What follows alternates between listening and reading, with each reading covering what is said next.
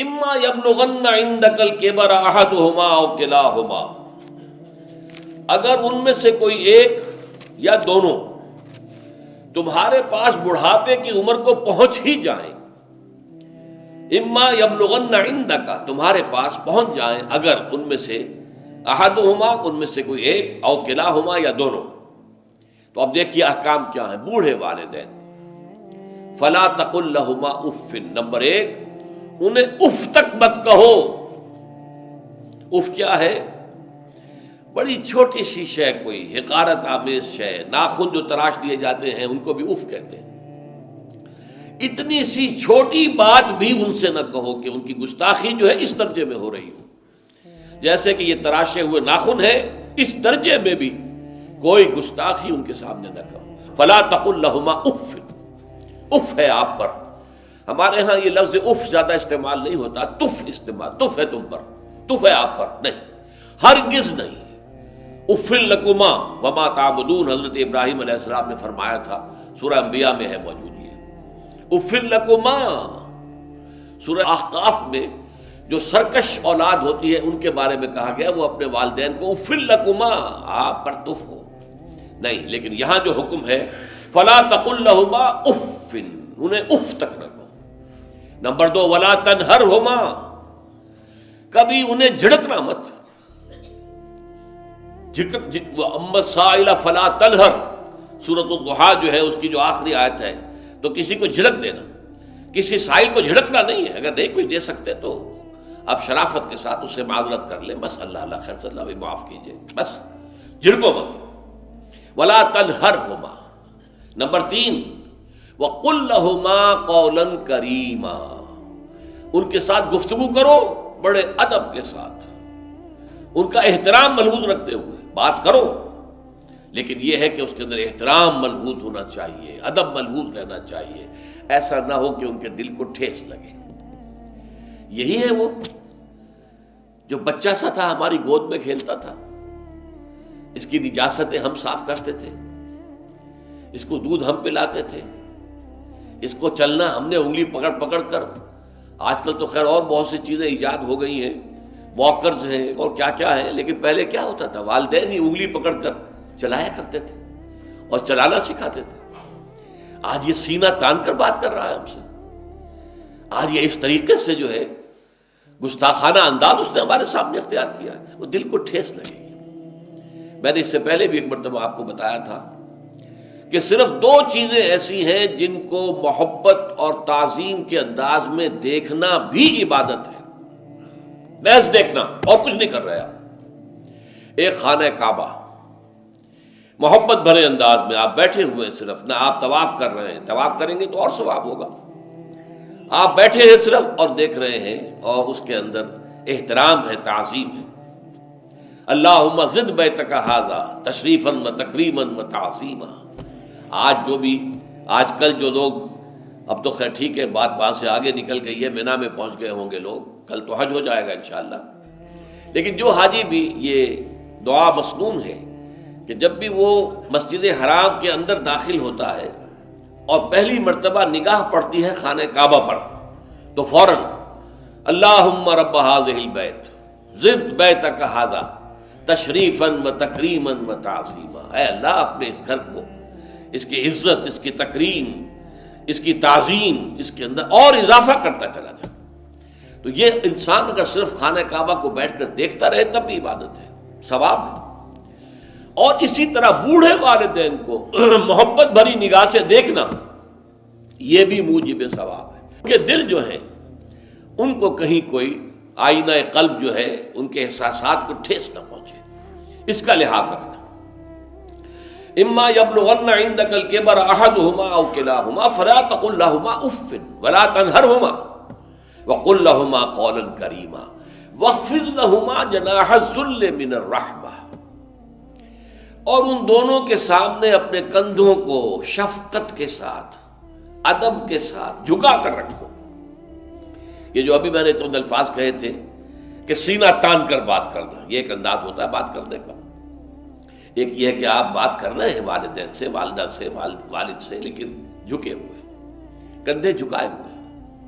اب یہ بھی دو ہی باتیں ہیں یا والدین کے سامنے کندھے جھکانے ہیں، یا پھر حضور سے کہا گیا ہے اے نبی آپ اہل ایمان کے لیے وَخْفِضْ جَنَاحَكَ لِلْمُؤْمِنِينَ، یہ مومن جو ایمان لائے ہیں ہمارے نیک بندے ہم پر، چاہے وہ غریب ہے، فقیر ہے، چاہے وہ غلام ہے، مسکین ہے، آپ اپنے کندھے ان کے سامنے جھکائیے۔ یہ بہت بڑی بات ہے جو کہی گئی ہے محمد الرسول اللہ صلی اللہ علیہ وسلم سے۔ آپ ان کے سامنے وَخْفِضْ جَنَاحَكَ لِلْمُؤْمِنِينَ، اہل ایمان کے لیے اپنے کندھے جھکائیے، جھکا کر رکھیے، ان کا احترام کیجیے۔ حالانکہ اصل احترام تو حضور کا ہے، وہ تو جب ہم پڑھیں گے سورہ حجرات تو جا کے معلوم ہوگا کہ کس درجے احترام ملحوظ رہنا چاہیے حضور کا صلی اللہ علیہ وسلم۔ لیکن یہاں نوٹ کیجئے وَخْفِضْ لَهُمَا جَنَاحَ الذُّلِّ مِنَ الرَّحْمَةِ، اور اس سب کے بعد بھی وَقُلْ رَبِّ ارْحَمْهُمَا كَمَا رَبَّيَانِي صَغِيرًا، اور یہ دعا کرتے رہا کرو اے رب ہمارے ان دونوں پر، میرے والدین پر رحمت فرما، رحم کر، جیسے کہ انہوں نے مجھے پالا پوسا جبکہ میں چھوٹا سا تھا۔ اب دیکھیں یہاں لفظ کیا آیا، ربیانی، رب، اللہ تعالیٰ رب ہے حقیقی، وہ ہے اصل میں پالن ہار، ساری چیزیں اس کی پیدا کردہ ہے۔ ماں باپ کے دل میں بھی محبت اور شفقت تو اسی نے ڈالی ہے، ماں کی چھاتیوں میں دودھ تو اسی نے بنایا، پیدا کیا ہے، تو اصل رب تو وہ ہے۔ لیکن اس کی ربوبیت کا ظہور جو ہو رہا ہے عالم واقعہ میں، عالم مادی میں، وہ والدین کی ربوبیت ہے۔ والدین پال رہے ہیں، پوس رہے ہیں، اپنی راتوں کی نیندیں حرام کرتے ہیں، بچے کو تکلیف ہے تو والدین نہیں سو سکتے، کوئی اور معاملہ ہے تو اس ظاہر بات ہے کہ ان کا آرام چین بالکل حرام ہو جاتا۔ یہ ہے در حقیقت۔ اب ان کا بدلہ کیا چکا سکتا ہے آدمی؟ میں نے بار عرض کیا ہے کہ شکر جو ہے وہ شکر کا تقاضا یہ ہے کہ انسان حق ادا کرنے کی کوشش کرے۔ حل جزاء الاحسان الا الاحسان، کسی نے آپ کے ساتھ بھلائی کی ہے تو آپ کو بھی اس کے ساتھ بھلائی کرنی چاہیے۔ لیکن والدین نے جو بھلائی تمہارے ساتھ کی ہے تم اس کا بدلہ کیا دے سکتے ہو؟ اگر تم نے ان کے بڑھاپے میں خبر گیری کر بھی لی تب بھی وہ بدلہ نہیں ہو سکتا کہ جو انہوں نے تمہارے وجود میں آنے اور تمہارے لیے جو مشقتیں جھیلی ہیں، جو ایثار کیا ہے، جو قربانیاں دی ہیں تمہیں پالنے پوسنے کے لیے، اس کا بدلہ نہیں ہو سکتا۔ اس کا بدلہ ایک ہی ہے، اور وہ کیا ہے؟ اللہ سے دعا کیا کرو وَقُلْ رَبِّ ارْحَمْهُمَا كَمَا رَبَّيَانِي صَغِيرًا، پروردگار ان دونوں پر رحم فرما، رحمت نازل فرما، ان کی مغفرت فرما، ان کے درجات بلند کر، ان کی غلطیوں سے درگزر فرما، ان کے گناہوں کو بخش دے، ان کی غلطیوں سے چشم پوشی اختیار فرما پروردگار۔ اور یہ در حقیقت میں تجھ سے درخواست کیوں کر رہا ہوں کہ مجھ پر ان کے احسان کا بہت بڑا بوجھ ہے، ان کے احسانات کا بدلہ میں نہیں چکا سکتا۔ وَقُلْ رَبِّ ارْحَمْهُمَا كَمَا رَبَّيَانِي صَغِيرًا، اور کہا کرو اے رب ہمارے، اے رب میرے ان والدین کے اوپر، بوڑھے والدین پر رحم فرما۔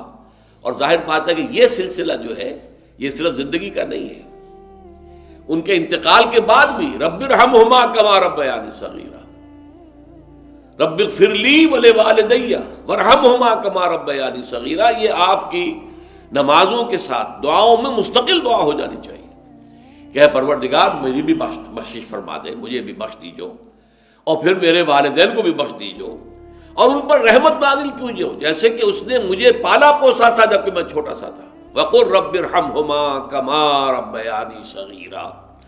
ابھی اس مضمون کا ایک اہم حصہ باقی ہے، اور وہ کیا ہے کہ والدین میں سے والدہ کا مقام جو ہے وہ 3 گنا زیادہ ہے۔ اس پر انشاءاللہ تعالی اب اگلی نشست میں گفتگو ہوگی۔ اقول قولی ھذا واستغفر اللہ لی ولکم ولسائر المسلمین والمسلمات۔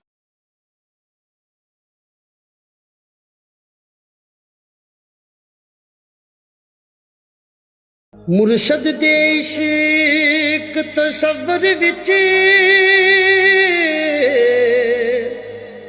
ایک ہور نظارہ ویکھ لیا، جدوں دل کیتا اکھ میٹ لئی،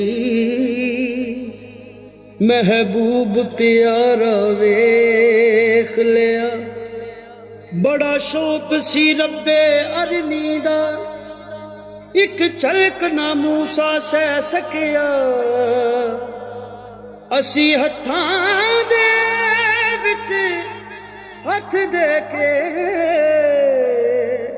ਸਹੁਰੇ ਦਾ ਸਾਰਾ ਵੇਖ ਲਿਆ। ਅੱਜ ਸਾਹਮਣੇ ਬੈਠ ਕੇ ਮੁਰਸ਼ਦ ਦੇ